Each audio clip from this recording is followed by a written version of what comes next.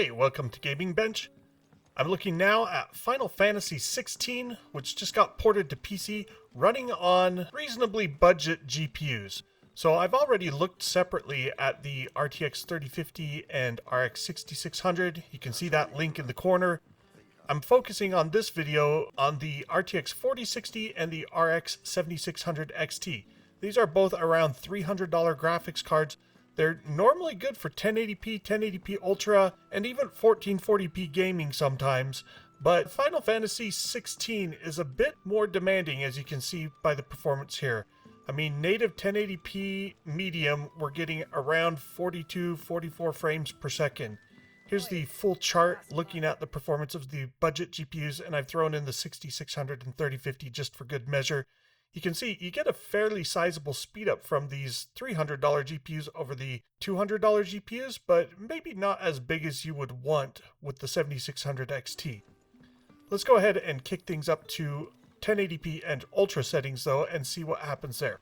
And as you can see, the 4060 and 7600 XT are pretty much similar performance here. The 4060 is maybe slightly faster. In my benchmarks where I'm not recording the video that you're seeing in the background here, the 4060 does get 1 frames per second higher than the 7600 XT.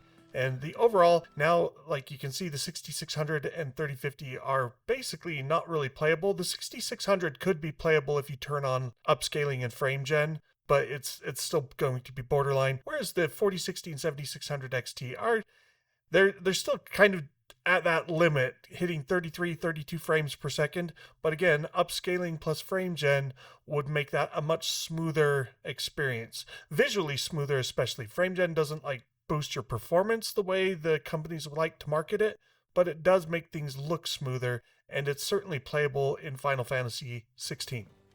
And then last, we have the 1440p results. And I'm going to not show the native results here just because it's quite low on both of these cards. And I didn't test the 6600 or 3050 at this setting. But let's just look at the FSR3 plus frame gen upscaling modes of the 7600 XT and the 4060. And I will note that the 4060 with DLSS3 frame gen glitched out here. It started like flickering. It was like using the wrong frames and interpolating between them or something. It's not a good look. Anyway, the 4060 with DLSS frame gen did generate a playable result performance-wise, but the look was bad. With FSR3 it was fine, but the AMD card got a bigger boost from FSR3 and frame gen, taking the lead.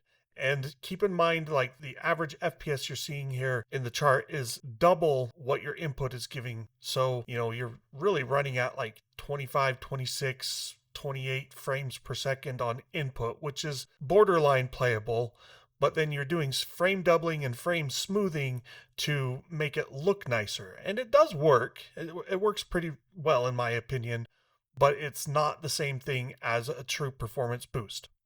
Anyway, that's all for this episode, and hope you like it. Please give me a thumbs up, a subscribe, and let me know in the comments what else you'd like to see tested in terms of GPUs as well as games, and I'll see if I can make it happen. Thanks for watching.